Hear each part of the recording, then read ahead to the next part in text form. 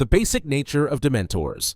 Dementors are tall, wraith-like creatures that stand around 3 meters in height. They are usually described as cloaked figures with rotting, gray, scabby skin beneath their hoods. Their skeletal hands and decayed faces are rarely seen, and their presence is defined more by the atmosphere they create than by their physical appearance. The Ministry of Magic classifies Dementors as non-beings, which means they are not considered living creatures in the usual biological sense. Instead, they are a form of spirit-like apparition created from human emotion.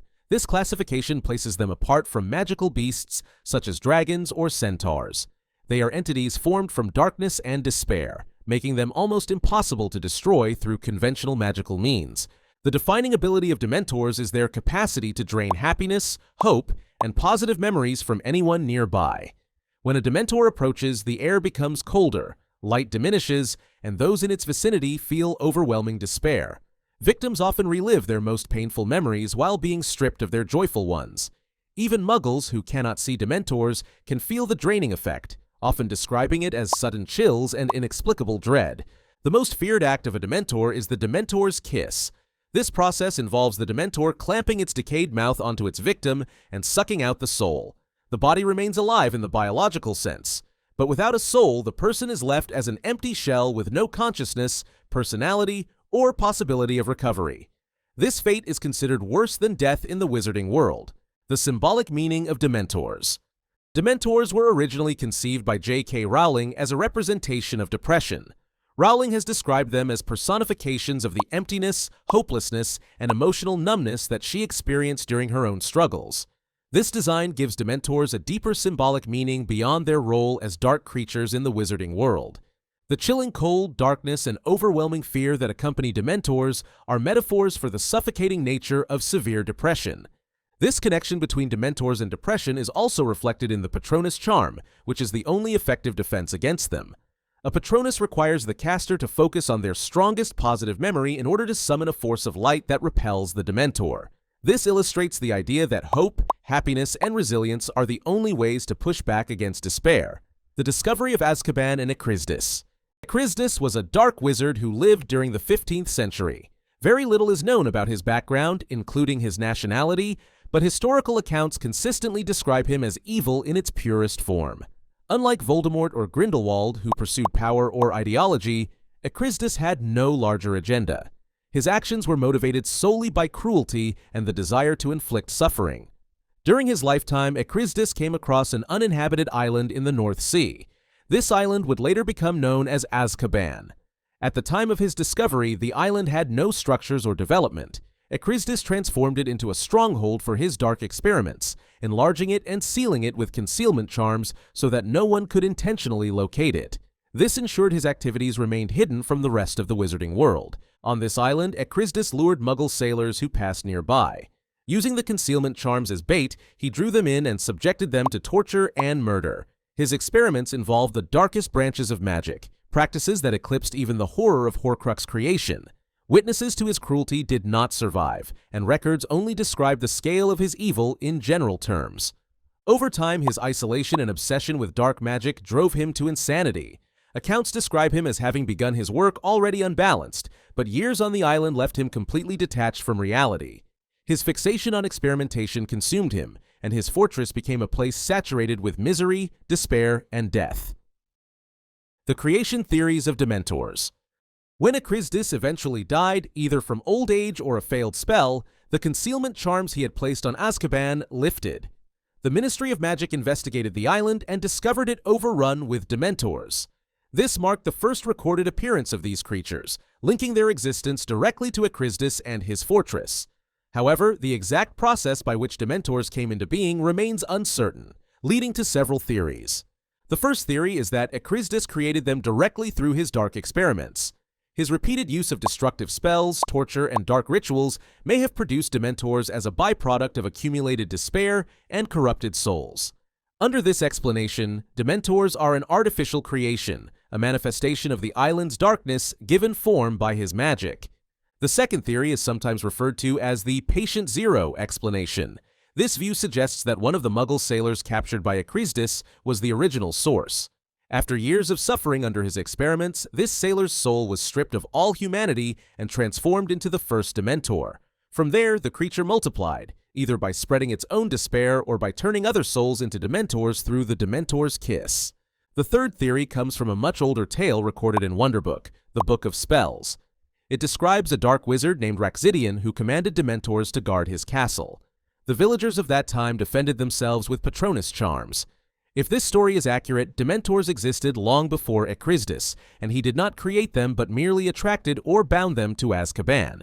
The fourth theory concerns how Dementors reproduce.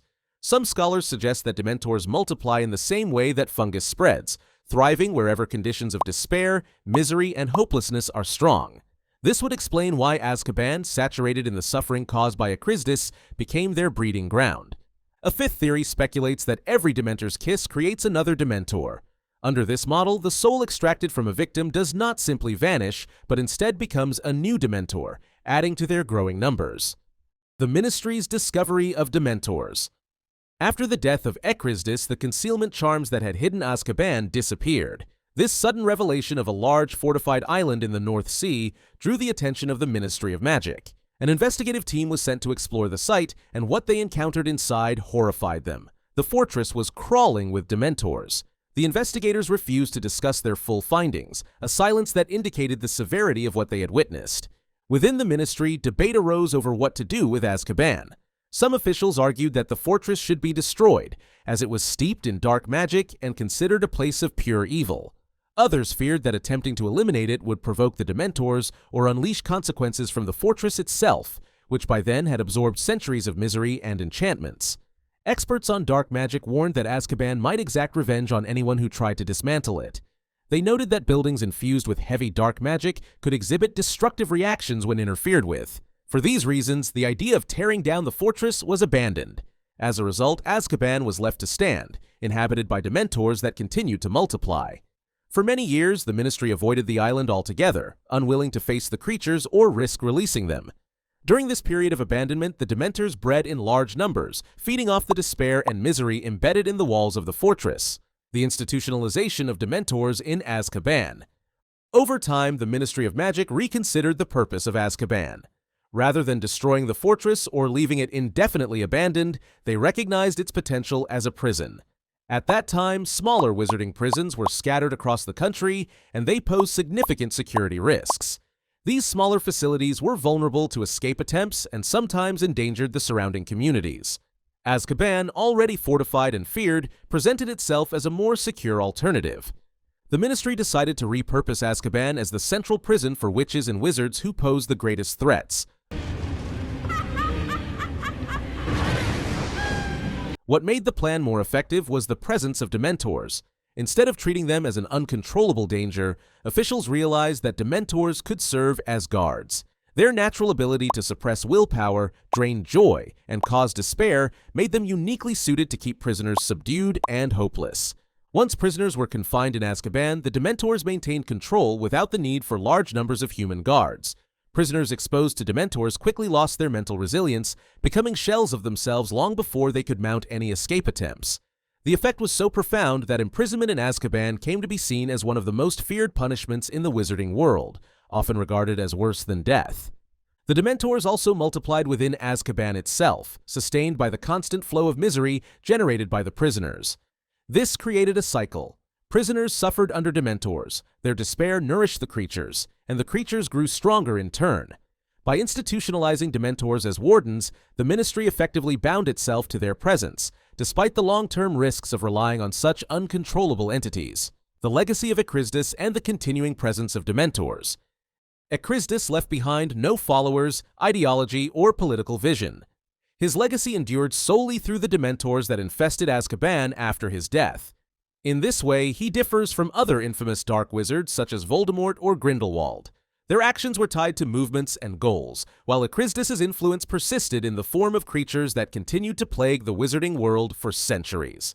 Because Dementors cannot be killed by conventional means, their existence ensured that the mark of Ekrizdis would never fully vanish. Each time a prisoner in Azkaban suffered, each time a Dementor's kiss was performed, it carried forward the direct result of his experiments and cruelty. His creation or unleashing of Dementors placed him in a category of evil that some consider greater than Voldemort himself. The fortress of Azkaban became permanently associated with misery and despair, an extension of Ekrizdis' influence long after his lifetime. The Ministry of Magic may have used Dementors for practical purposes, but in doing so they perpetuated the terror he had first introduced. The very idea that despair itself could be weaponized was a product of his actions. Centuries after Ekrizdis' death, Dementors remained a feared presence. They shaped the lives of countless prisoners and influenced wizarding society as a whole. Even in modern times, their ability to destabilize communities during Voldemort's return showed that they could not truly be controlled, only directed temporarily.